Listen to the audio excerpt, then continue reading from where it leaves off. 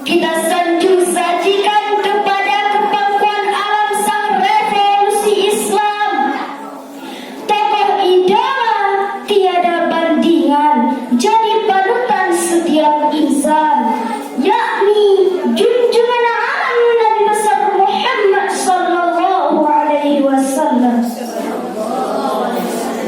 Beliaulah yang telah menyelamatkan umatnya dari arus gelombang kemaksiatan dan kejahilan, ke tepian pantai dalam hamparan kemuliaan berselimut ilmu pengetahuan.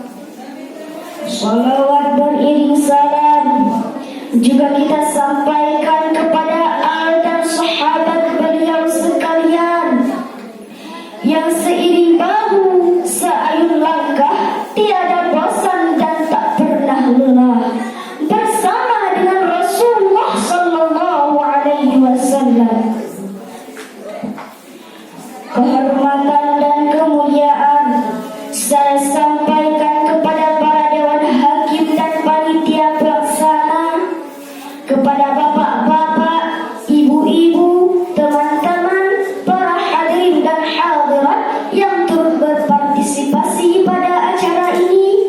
Semoga kita semua mendapatkan berkah dari Allah ilahi Rabbi.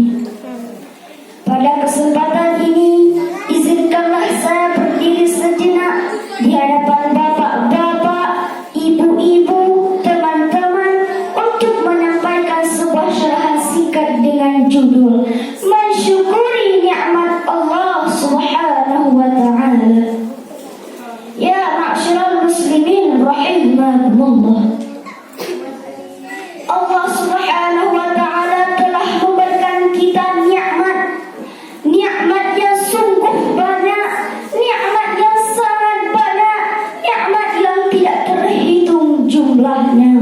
Sehingga apabila semua orang pintar, semua orang pandai, semua orang cerdas, semuanya dikumpulkan untuk menghitung nikmat Allah, niscaya tidak akan bisa, tidak akan sanggup menghitung nikmat Allah yang sangat banyak.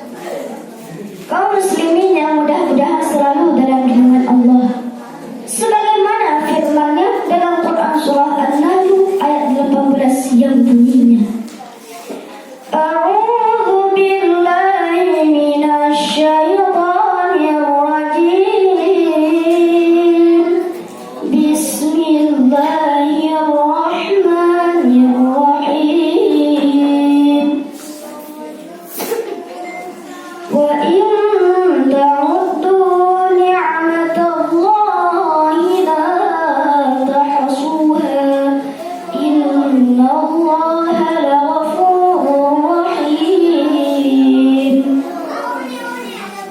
Dan jika kamu sekalian menghitung nikmat, niscaya tidak akan sanggup menghitungnya. Sesungguhnya Allah Maha Pengampun bagi Maha Penyayang.